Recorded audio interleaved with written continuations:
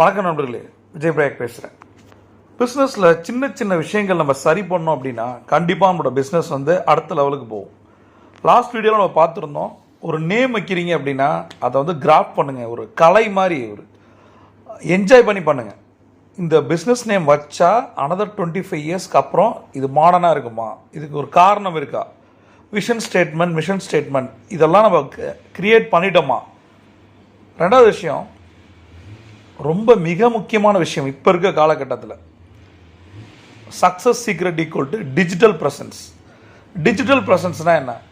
இப்போ எல்லாருமே ஆன்லைனுக்கு போயிட்டோம் இல்லையா? ஆஃப்டர் கோவிடுக்கு பிறகு எல்லாமே ஆன்லைன் தான். அப்போ நம்மளுடைய பிஸ்னஸ் எந்த அளவுக்கு டிஜிட்டல் ப்ரெசன்ஸாக இருக்குது. இந்த ட்ரெடிஷ்னல் பிஸ்னஸ்ன்றது வேறு, இப்போ இருக்கிற எல்லா பிஸ்னஸுமே கம்பல்சரி டிஜிட்டல் ப்ரெசன்ஸில் தான் இருக்கணும். நீங்கள் என்ன தான் ஒரு 100 வருஷ கம்பெனியை ரன் பண்ணாலும் சரி, இப்போதைக்கு உங்களுடைய பிஸ்னஸ் டிஜிட்டலில் இல்லை அப்படின்னா வளர்வதற்கான வாய்ப்புகள் ரொம்ப ரொம்ப கம்மி. சரியா? இந்த இடத்துல ஒரு விஷயம் இருக்குது, எந்த அளவுக்கு ஷேர் பண்ணுங்கள், லைக் பண்ணுங்கள், கமெண்ட் பண்ணுங்கள், இதெல்லாம் ஏன் சொல்கிறாங்க அப்படின்னா, ஏதாவது ஒரு விஷயம் ஒரு வைரல் கண்டென்ட்டாக மாறிடும். நம்மளுடைய பிஸ்னஸ் ப்ரெசன்ஸ் ஒவ்வொருத்தவங்களுடைய வீட்டுக்கும் போகணும் அப்படின்றத மாதிரி மீடியாலெலாம் சொல்லியிருப்பாங்க. இந்த ஊடகங்களில், டிவியில், பேப்பரில், வீட்டுக்கெல்லாம் போகிறதில்ல. இப்போ எல்லாருமே மைண்டுக்குள்ளே போகுது, கண்ணுக்குள்ளே போகுது, காதுக்குள்ளே போகுது, கை மூலம் போகுது, அவ்வளோதான் அப்படின்னு நினச்சிங்க. மொபைல் ஆன்லைன் ஃபஸ்ட் அப்படின்ற விஷயத்தை இன்னிலேருந்து முடிவு பண்ணுங்கள். Online first. நீங்கள் செலவு பண்ணுற காசு இப்போ ஒரு வாடகை, கரண்ட்டு பில்லு, நான் எவ்வளோ ஆன்லைன் ப்ரெசன்ஸுக்கு செலவு பண்ணோம் அப்படின்னா ரொம்ப ரொம்ப கம்மியாக பண்ண முடியும். உங்களுடைய அட்லீஸ்ட் உங்களோட வாடகையில் 20% நீங்கள் ஆன்லைன் ப்ரெசன்ஸுக்கு செலவு பண்ணணும். சரி, ஃபார் எக்ஸாம்பிள் 10,000 ரூபா நீங்கள் வாடகை கொடுக்குறீங்கன்னா மினிமம் 2,000 செலவு பண்ணணும். இது ஒரு ஃபார்முலா வச்சுங்க. இதற்கு நீங்கள் 2 விஷயம் பண்ணலாம். மார்க்கெட்டிங் ப்ரொஃபஷனல்ஸை ஹையர் பண்ணலாம், இந்த டிஜிட்டல் மார்க்கெட்டிங். சரியா? அப்படி இல்லை அப்படின்னா நிறைய கன்சல்டன்ட் இருக்காங்க, மினிமம் 1000 ரூபாயில் நிறைய டிஜிட்டல் மார்க்கெட்டிங் ஏஜென்சிஸ் ஒர்க் பண்ணி கொடுக்குறாங்க. ஸ்டார்ட் பண்ணுங்கள். இதை நீங்கள் கற்றுக்கிட்டிங்கன்னா நீங்களே பண்ண முடியும். ஒரு ஃபேஸ்புக் ஆடாக இருக்கட்டும், ஒரு யூடியூப் ஆடாக இருக்கட்டும், ப்ளஸ் இன்ஸ்டாகிராம் ஆடாக இருக்கட்டும், எல்லாமே பண்ண முடியும். அதனால் டிஜிட்டல் ப்ரெசன்ஸ் ரொம்ப ரொம்ப முக்கியம். அடுத்தது, பிஸ்னஸ்னால இது ரொம்ப ரொம்ப முக்கியம். இதுக்கு ஒரு ஃபார்முலா இருக்குது, நான் சொல்லித்தரேன். ரைட்? இது என்ன சொல்கிறாங்கன்னா இஎம்இ அப்படின்னு சொல்லுவாங்க. இஎம்ஐன்னா தெரியும் இல்லையா? இஎம்இ அப்படின்னா நம்மளோட ஒரு பிஸ்னஸ் ஆரம்பிக்கும் போது என்ன எனர்ஜி இருக்குதோ அதே மாதிரி தான் இப்போ பிஸ்னஸ் இருக்கணும். நீங்கள் கம்பேர் பண்ணி பாருங்கள். இந்த டே 1 உங்கள் பிஸ்னஸ் ஸ்டார்ட் பண்ணும்போது எப்படி இருந்தீங்க, இன்றைக்கி எப்படி இருக்கீங்க. இந்த வேர்ட் கால் எனர்ஜி ரொம்ப ரொம்ப முக்கியம். சரி, இஎம்இயில் இருக்க முதல் வேர்டு ஈன்றது எனர்ஜி. ரெண்டாவது ஆப்வியஸாக இதுக்காக தான் பிஸ்னஸ், இது இருந்தால் தான் பிஸ்னஸே பண்ண முடியும். M for money, E for energy, M for money. அடுத்தது சேம் இ, என்ன தெரியுமா? எஃபோர்ட். எஃபோர்ட் நிறைய கனவுகளோடு நம்ம ஆரம்பிச்சிருக்கோம். நம்மளுடைய எஃபோர்ட்டு அதிகமாகுதா குறையுதா யோசிச்சு பாருங்க. எஃபோர்ட் குறைஞ்சதுன்னா பணமும் குறையும், அவ்வளோதான். உங்களோட எனர்ஜி குறைஞ்சதுன்னா பணமும் குறையும். இந்த இதை இ2 வச்சு தான் அந்த மணி, புரியுதா இல்லையா? MC² மாதிரி தான் இதில் நீங்கள் கற்றுக்க வேண்டியது. அதனால் பணம் வருவதற்கான எல்லா விஷயத்தையும் யோசிச்சிட்டே இருக்கணும். இப்போ நிறைய பேர் என்ன பண்ணுவாங்கன்னா, பிஸ்னஸ்மேன், ஆண்டர்ப்ரனர்ஸ்க்கு பெரிய சேலஞ்ச் என்னென்னா, 1ஆம் தேதி கமிட்மெண்ட் இருந்துச்சுன்னா பார்த்துக்கலாம் அப்படின்னு நினைப்பாங்க. 25ஆம் தேதி பணம் வந்துடும், 30ஆம் தேதி பணம் வந்துடும். இது ரொம்ப ரொம்ப தப்பான விஷயம். இன் அட்வான்ஸ், என் குரு சொல்கிறது தான், எப்பயுமே நம்ம அட்வான்ஸாக ப்ரிப்பேர் ஆகிடணும். 1ஆம் தேதி பணம் வரணும் அப்படின்னா அட்லீஸ்ட் ஒரு 10 days ஆர் 5 days வச்சுக்கணும். இது இனிஷியல் ஸ்டேஜில் இருக்கும்போது பணம் வருமா வராதான்னு தெரியாது. பணத்தை பொறுத்த வரைக்கும் யார்ட்டையாவது வரும்னு நீங்கள் நினச்சிங்கன்னா அது வருமானு தெரியாது. உங்கள் பாக்கெட்டுக்கு வரணும் அல்லது உங்கள் அக்கௌண்ட்டுக்கு வரணும். அப்போ கடைசி செகண்ட் கூட மாறும். இது மாதிரி என் வாழ்க்கையில் நிறைய அப்ஸ் அண்ட் டவுன்ஸ் நான் பார்த்துட்டேன். நம்பி போய் நாளைக்கு கொடுத்துட்றேன் காலைல 10 மணிக்குன்னு சொல்லி அதை நம்பி நான் 4 பேருக்கு சொல்லி அந்த பணம் கிடைக்கலன்னா 4 பேரும் எவ்வளோ ப்ரெஷராக வாங்க உங்களுக்கு தெரியும். அதனால் தள்ளி போடுறதுல நம்ம அப்படி இருக்கவே கூடாது. நம்ம பணம் என்பது உயிர் மாதிரி நினச்சிங்க. சரியா? பணம் இல்லாததால தான் பல பேரோட உயிர் போயிருக்கு. சரியா? பணம் என்பது உயிர். அதனால் அதை அட்வான்ஸே ப்ரிப்பேர் பண்ணணும், பிளான் பண்ணணும். எனக்கு இந்த இடத்துல பணம் வேணும், 10 நாளைக்கு முன்னாடி பணம் சும்மா நம்ம இருந்தாலும் பரவாயில்ல, ஆனாலும் 1ஆம் தேதி கமிட்மெண்ட்டை ஃபுல்ஃபில் பண்ணிடுங்க, அவ்வளோதான். பணம் இருந்தால் தான், பணத்தால் தான் பல பிரச்சனைகள் வருதுன்னு தெரியுது. சரியா? ஏன் அதை நம்ம ஒரு பிகினிங்லேயே யோசிக்க மாட்டோம்னு தெரில. பிஸ்னஸில் கடைசி நேரம் பணம் இல்லாமல் யாரையாவது நம்பி இருந்துட்டு பணம் கிடைக்கல அப்படின்னா நிறைய பேர் அதுக்கப்புறம் தான் பணம் ட்ரை பண்ணுவாங்க. 1 நாள் தான் இருக்குது, 2 நாள் தான் இருக்குது, இந்த மாதிரி அவங்க யோசிக்கும் போது என்ன ஆகுன்னா அவங்களோட வட்டி வாங்குகிற அந்த 1% 2% மாறி 10% வாங்குறவனா நான் பார்த்துருக்கேன். ஏன் நான் வாங்கியிருக்கேன், நான் 15% வட்டிக்கு வாங்கியிருக்கேன். புரியுதா? அப்போ ஏன் அந்த மாதிரி கஷ்டப்படணும்? முன்னாடியே பிளான் பண்ணுங்கள். முதல்ல நீங்கள் உட்காந்து இந்த மாதத்துக்கான கமிட்மெண்ட்டை எழுதுங்க. சரியா? எனக்கு இவ்வளோ பணம் வேணும் பிஸ்னஸில். இப்போ நான் பேசிகிட்டு இருக்கிறது நவம்பர் 1ன்னு வச்சுப்போம். சரியா? நீங்கள் டிசம்பர் 1க்கான கமிட்மெண்ட்டை இன்றைக்கே எழுதி முடிச்சிடணும். எனக்கு டிசம்பர் 1 இவ்வளோ பணம் தேவைப்படுது. அப்போ வாடகைக்கு எவ்வளவு, கரண்ட் பில்லுக்கு எவ்வளவு, அட்வர்டைஸ்மெண்ட் பிராண்டிங்க்கு எவ்வளவு, எம்ப்ளாயி சேலரிக்கு எவ்வளவு, ஏற்கனவே இன்வெஸ்ட்மெண்ட்டுக்கு நம்ம ஏதாவது ரிட்டர்ன் கொடுக்கணும் அது எவ்வளவு, இந்த மாதிரி ஒரு பிளானை வச்சிங்க. நிறைய பேருக்கு நான் சொல்கிறது விஷயம் என்ன தெரியுமா, எப்படி உங்கள் மூளை வேலை செய்யும், எப்படி உங்களுக்கு ஸ்ட்ராட்டஜி கிரியேட் ஆகும், யுக்திகள் வியூகங்கள் எப்படி வரும் அப்படின்னா, முதல்ல பிஸ்னஸ்குள்ளே நம்ம போகணும். நீங்கள் முதல்ல இந்த கமிட்மெண்ட்லாம் எழுதுங்க. சரியா? சரி, இந்த கமிட்மெண்ட்லாம் எழுதிட்டோம். 90% ஆஃப் பிஸ்னஸ் ஓனர்ஸ்க்கு வந்து இந்த கமிட்மெண்ட்டுக்கு தான் ஓடிட்டு இருக்காங்க. எப்படியாவது வாடகைக்கு, கரண்ட் பில்லுக்கு, சம்பளத்துக்கு, இதுக்காக வந்திருக்கோம். நம்ம எல்லா காசையும் எல்லாருக்கும் கொடுக்குறது தான் வந்திருக்குமா? அப்போ நமக்கு ஏது காசு? 90% பிஸ்னஸ் ஓனர்ஸ் வந்து பிஸ்னஸை ஓட்டுறாங்க, அவங்களுக்கு காசே வர்றதில்லை. ஈவன் நிறைய பேர் கடனில் இருக்காங்க. சரி, இப்படி கணக்கு பண்ணி கமிட்மெண்ட்டும் கடனும் இல்லாத பிஸ்னஸ்மேன் யார் யோசிச்சு பாருங்க. எல்லாருக்கும் கமிட்மெண்ட் இருக்குது, எல்லாருக்கும் கடன் இருக்குது. நான் சொல்ல டாட்டாலேருந்து சொல்கிறேன், டாட்டாவுக்கு, அம்பானிலேருந்து, அதானிகள் எல்லாத்துக்கும் கமிட்மெண்ட் இருக்குது, கடன் இருக்குது. அதை முதல்ல எல்லாமே பிளான் பண்ணி தான் பண்ணுறாங்க. சரியா? கால்குலேட்டட் ரிஸ்க் எடுக்காமல் பிஸ்னஸ் பண்ணவே முடியாது. கடன் வாங்காமல் பிஸ்னஸ் பண்ண முடியாது. அப்படி கடன் வாங்காமல் ஒருத்தர் பிஸ்னஸ் பண்ணுறாரு அப்படின்னா அவரோட பிஸ்னஸ் க்ரோத் எந்த அளவுக்கு இருக்குன்னு தெரியாது. சரியா? நான் வந்து சில பிஸ்னஸ் ஓனர்லாம் பார்த்துருக்கேன். உங்களுக்கு அதாவது இன்வெஸ்ட்மெண்ட் பற்றி பேசும்போது நிறைய இருக்க மாதிரி நினச்சிப்பாங்க. நிறைய இருக்கிறது ஒரு நாள் காணாமல் போயிடும். அதற்கு நம்ம தயாராகணும். சரியா? அதனால் நீங்கள் வந்து கமிட்மெண்ட் லிஸ்ட்டை எடுத்து வச்சுக்கிட்டு அதை எடுத்து பாருங்கள். சும்மா இருக்கும்போது நீங்கள் டிப்ரெஷன் ஆகும்போது, ஸ்ட்ரெஸ் ஆகும்போது ஏதாவது ஒரு மோட்டிவேஷனல் வீடியோலாம் கேட்காதீங்க. அதில் ஒரு யூஸும் இல்லை. சரியா? உங்களுடைய டேட்டா தான் உங்களோட மோட்டிவேஷன், உங்களோட பேங்க் அக்கௌண்ட் தான் உங்களோட மோட்டிவேஷன், உங்களோட கமிட்மெண்ட் தான் உங்களோட மோட்டிவேஷன், உங்களோட கடன் தான் உங்களோட மோட்டிவேஷன். அதனால் வேறு எதையும் யோசிக்காமல் நீங்கள் உட்காந்து லிஸ்ட் அவுட் பண்ணுங்கள். இவ்வளோ இருக்குது, இவ்வளோ கமிட்மெண்ட் இருக்குது, என்ன பண்ணலான்னு யோசிக்கும். அப்படி யோசிக்கும் போது தான் தேவையில்லாத விஷயங்கள் இருக்கும். நம்ம எல்லாருமே சராசரி சாதாரணமான மனுஷங்க, மிக சாதாரணமான மனுஷங்க. சரியா? எல்லா டைவர்ஷனும் நமக்கு இருக்கும். நம்ம ஒன்றும் ரோபோட் கிடையாது. பட் அதை மாற்றணும் அப்படின்னா கமிட்மெண்ட் லிஸ்ட். சில பர்சனல் உங்கள் கேபிளில் யாரும் வரமாட்டாங்க அப்படின்னா நீங்கள் மொபைலில் வச்சுக்கலாம், இல்லைனா எழுதி ஒட்டலாம். அதை பார்க்க வேறு மாதிரி இருக்கும். அதை நீங்கள் வேணால் டார்கெட்டாக மாற்றிக்கலாம். இப்போ உங்களுக்கு வந்து மாதம் வந்து 10 லட்ச ரூபா கமிட்மெண்ட் இருக்குன்னா 1 கோடின்னு போட்டு எழுதி ஒட்டி வைக்கலாம். அதை பார்க்கும்போது உங்களுக்கு வெறியாகும். 1 கோடி ரூபா கமிட்மெண்ட் இருக்க நான் என்னோட அரை மணி நேரம், 10 நிமிஷம், 3 மணி நேரம், 5 மணி நேரம் வேஸ்ட் பண்ணலாமா? இன்றைக்கி காலையில் நீங்கள் ஆஃபீஸ் வரீங்க. நான் திரும்ப சொல்லியிருக்கேன், பிஸ்னஸ் ஓனர்ஸ் எல்லாமே 6:30 ஆஃபீஸ்க்கு வந்துடணும். எம்ப்ளாயி தான் 10 மணிக்கு வருவாங்க. சரியா? அவங்களுக்கு அடுத்த கம்பெனி இருக்குது, நமக்கு வேறு எந்த கம்பெனியும் கிடையாது. சரியா? ஃபைனல் இன்னிங்ஸ் நம்ம விளையாடுறது ஃபைனல் இன்னிங்ஸ். அப்போ 6:30க்கு ஒரு பிஸ்னஸ் ஓனர் ஆஃபீஸ்க்கு வந்துடணும். நீங்கள் என்ன பண்ணுறீங்க காலையில் சொல்லுங்கள்? வீட்டில் என்ன பண்ண போகிறீங்க? ஆனால் ஒன்றும் கிடையாது, டைம் வேஸ்ட்டு. சரியா? 10 மணிக்கு வந்தீங்கன்னா டிராஃபிக் ஆகும். 6:30 அழகாக காலைல எங்கேயாவது கோயிலுக்கோ, சர்ச்சுக்கோ, மாஸ்க்கு எங்கேயாவது போயிட்டு முதல்ல நிம்மதியாக வாங்க. ஒரு மெடிடேஷன் சென்டர் மாதிரி போயிட்டு அழகாக ஆஃபீஸ்க்கு வாங்க. உட்காந்து பிளான் பண்ணுங்கள், இன்றைக்கி நான் என்ன பண்ண போகிறேன். இதை யோசிக்கும் போது தான் நீங்கள் எவ்வளோ கடன் இருந்தாலும், கமிட்மெண்ட் இருந்தாலும் பயப்படாதீங்க. அது சும்மா அது. சரி, ஏன்னா நாம் வந்து தப்பாக இருந்துட்டோம். அதனால தான் கடன் கமிட்மெண்ட் வந்துருக்கு. நம்ம சரியாகும் போது அதுவும் சரியாயிடும். புரியுதா?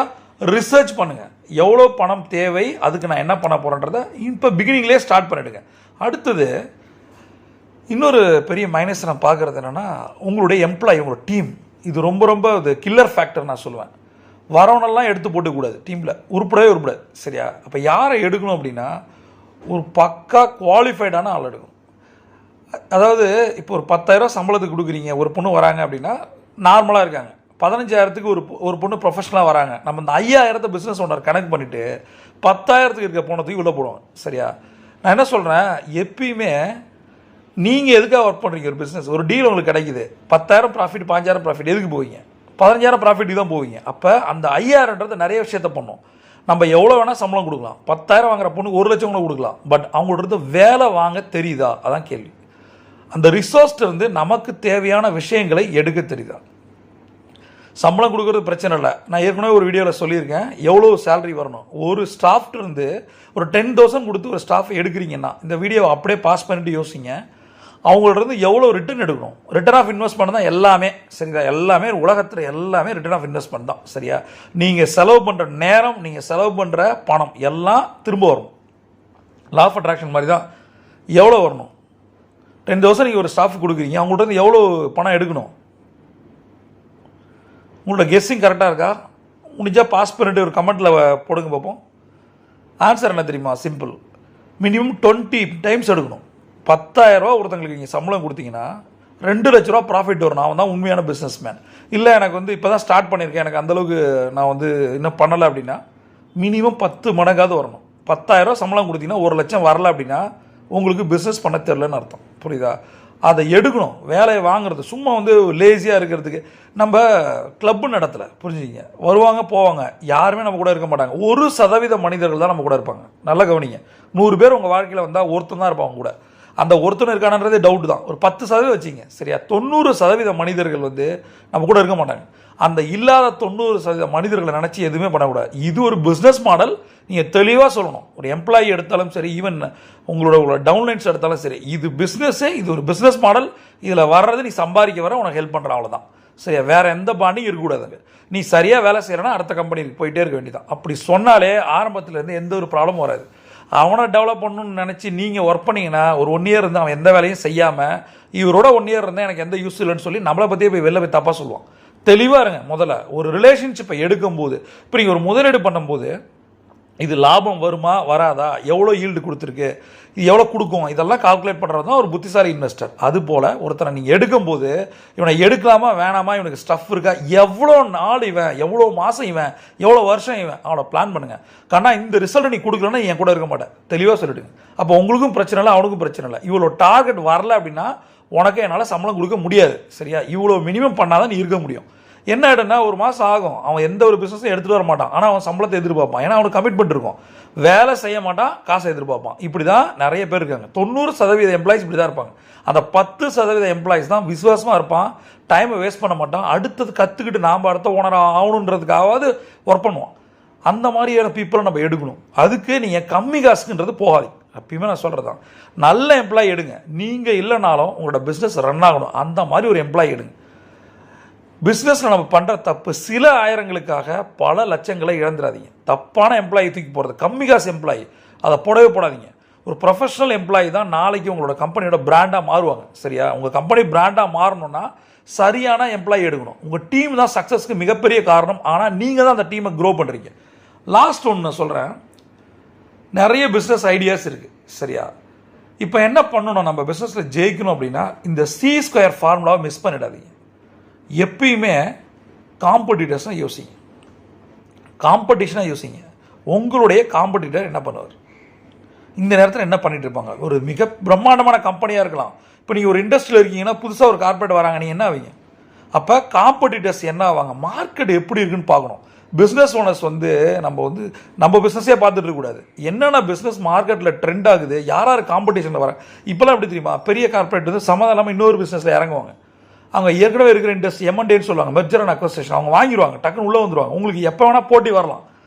எப்போ போட்டி பெரிய கம்பெனி வந்தாங்கன்னா அது தாக்கு பிடிச்சி நீங்கள் நிற்கணும். உங்களோட பாரம்பரிய பெருமைகளை தயவுசெய்து மறந்துருக்கு. நிறைய பேர் என்னோட கிளைண்ட்ஸ் இருக்காங்க, 50 வருஷம் நடத்தினா 60 வருஷம் 6 நிமிஷத்தில் நம்ம காணா போயிடும். புரியுதா? ஏன்னா கார்பரேட் உள்ளே வரான் அப்படின்னா அவன் என்ன வேணால் செய்வான். அவனுக்கு ஆல்ரெடி 10 பிஸ்னஸ் இருக்கும். 11வது பிஸ்னஸில் லாபம் இல்லாமல், இப்போ எனக்கு வந்து ஹோட்டல் செயின்ஸ் இருக்குது. சரியா? அந்த ஹோட்டல் செயின்ஸில் எந்த ஒரு லாபமும் இல்லை. நான் ஏன் நடத்துகிறேன் தெரியுமா? ஏற்கனவே எனக்கு வர்ற பிஸ்னஸில் ப்ராஃபிட்டை நான் இதில் போடுறேன். இது சேரிட்டி மாதிரி பண்ணுறேன். சாப்பிட்றாங்க, நல்லா இருக்காங்க, நிம்மதியாக இருக்காங்க. எனக்கு இதில் லாபம் கிடையாது. அப்போ நான் ஒரு இடத்துல ஒரு ஹோட்டல் வைக்கிறேன் அப்படின்னும் போது ஒரே ஒரு ஹோட்டலை வந்து நம்பி இருக்க ஒருத்தர் என்னவார், என்னோடய ஹோட்டலில் இட்லி ஒரு காம்படிட்டிவ் ஹோட்டலில் வந்து 10 ரூபா, நான் 5 ரூபாய்க்கு கொடுப்பேன். ஏன்னா எனக்கு சேரிட்டி தான். அப்போ அந்த அவர் அஃபெக்ட் ஆவாரா, அஃபெக்ட் ஆக மாட்டாரா? இதை நீங்கள் யோசிச்சு பாருங்கள். இது வந்து ஒரு எக்ஸாம்பிளுக்கு சொல்கிறேன். அப்போ நாளைக்கு உங்கள் இடத்துல ஒரு புது கம்பெனி வந்தால் தாக்கு பிடிக்கிறது இன்றைக்கி நீங்கள் ரெடி ஆகணும். ரெண்டாவது விஷயம், ஃபஸ்ட்டு C² என்ன சொன்னேன், காம்படிட்டர்ஸ். ரெண்டாவது கன்சிஸ்டன்சி. இதை பண்ணிக்கிட்டே இருக்கணும். இதையே மாற்றி சொல்கிறேன், கன்சிஸ்டன்சியாக நீங்கள் காம்படிட்டரை யோசிச்சிட்டே இருந்தீங்கன்னா உங்களோட பிஸ்னஸ் க்ரோ ஆகும். இப்போ பிஸ்னஸ் வந்து ரிசர்ச் பண்ணுங்க. The word called research. உங்களுடைய நீங்கள் எங்கே ஸ்டாண்ட் அவுட் பண்ணுறீங்க, எந்த ஒரு விஷயத்தை, இப்போ வந்து வீடியோவை பாஸ் பண்ணிவிட்டு ஒரு நோட்டோ டைரி எடுத்து எழுதுங்க. உங்களுடைய காம்படிட்டர் யார்? சரியா? அவர் எத்தனை வருஷமாக ஒரு பிஸ்னஸ் பண்ணுறாரு, அவருடைய டீம் சைஸ் என்ன, அப்ராக்சிமேட்டாக அவரோட டர்ன் ஓவர் எவ்வளோ இருக்கும், அவரோட ப்ராஃபிட் எவ்வளோ இருக்கும், இதெல்லாம் எழுதுங்க. மேபி அவருடைய எக்ஸ்பான்ஷன் பிளான் எப்படி இருக்கும், அவர் என்னென்ன ஊர்களுக்கு பிளான் பண்ணுவார். ஒரு ஜுவல்லரி ஓனரை சந்தித்தேன். பேசிகிட்டே இருக்கும்போது ஒரு காம்படிஷன் பற்றி கார்ப்பரேட் வந்து இப்போ நீங்கள் இப்போ டாட்டாலாம் இருக்காங்க, அவங்க ஜுவல்லரியில் இருக்காங்க. இவர் ஒரு ட்ரெடிஷ்னல் ஜுவல்லரி ஓனர். அவர் பேசிட்டே இருக்கும்போது ஒரு கம்பெனியை பற்றி சொன்னார். ஒரு நார்மலாக ஆரம்பித்த கம்பெனி இன்றைக்கி வந்து பயங்கரமாக வளர்ந்துட்டு இருக்காங்க ஜுவல்லரி இண்டஸ்ட்ரியில். அவர் சொன்னார், நான் கேட்டேன், என்ன சார் பயங்கர எக்ஸ்பான்ஷன் மோடில் இருக்காங்க அப்படின்னு. ஆமாம். அப்போ நான் வந்து அந்த கம்பெனியை பற்றி ஒரு விஷயத்த சொன்னேன். இவ்வளோ பணம் வரப்போகுது சார், ஒரு பேச்சு நடந்துக்கிட்டு இருக்கு, ஹோப்ஸோ அது வந்துச்சுன்னா சார், அந்த பணம் வந்தாலும் வரலனாலும் எனக்கு தெரிஞ்ச தகவலை சொல்கிறேன் சார், அவங்க ஒரு 100 பிரான்ச் போட போகிறாங்க சார் இன்னும் ஒரு 3 வருஷத்தில் அப்படின்னாரு. ஒரு ஜுவல்லரி 3 வருஷத்தில் 100 பிரான்ச்சா? என்னப்பா இது இப்படி இருக்கு? அப்போ அவங்களுக்கான பணம் எங்கேருந்து வருது, எப்படி வரப்போகுது, அதற்காக ஒரு டீம் ஒர்க் பண்ணிக்கிட்டே இருக்காங்க. என்ன ஒரு லாஜிக் அப்படின்னா, நாம் எதுக்கு ஒர்க் பண்ணிகிட்டு இருக்கோம்?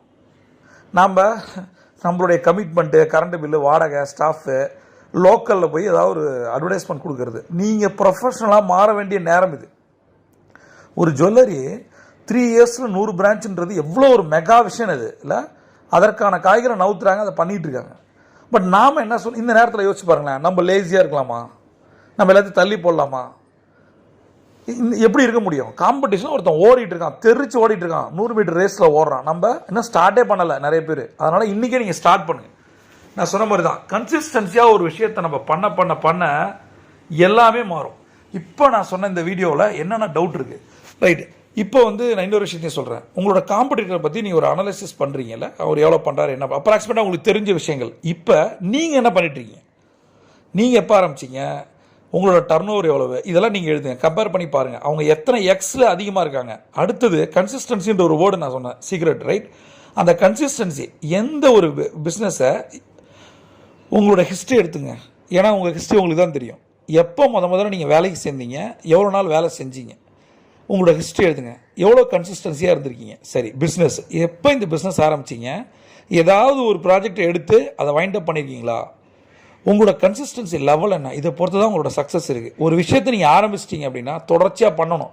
விட்டீங்க, கொஞ்சம் லேக்னஸ் இருந்துச்சு, லேசியாக இருந்தீங்கன்னா காணா போயிருவீங்க மார்க்கெட்டில். ஒரு பயம் இருக்கணும், சரியா?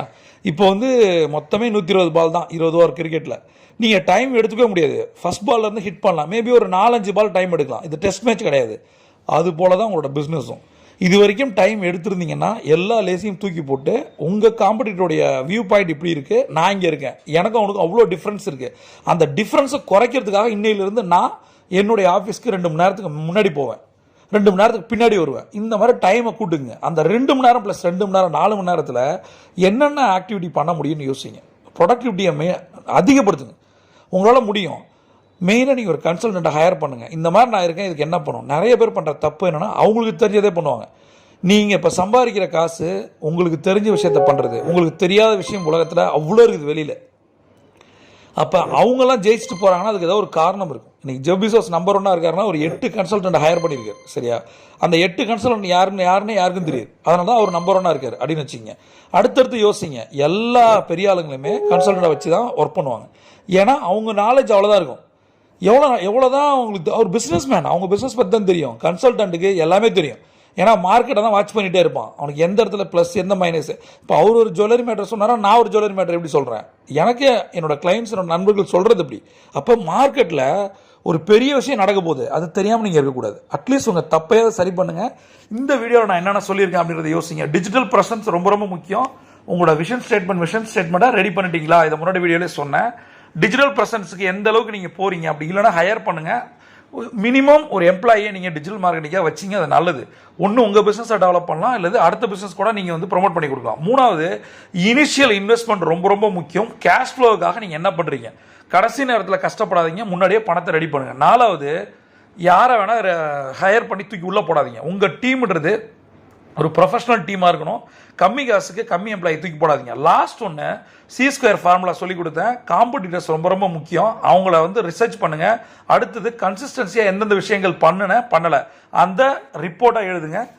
இதில் ஏதாவது டவுட் இருந்தால் நீங்கள் கமெண்ட்டில் கேட்கலாம். பிரபஞ்சம் போட்டி தர காத்திருக்கு. நீங்கள் ஒரு champion. See you on top.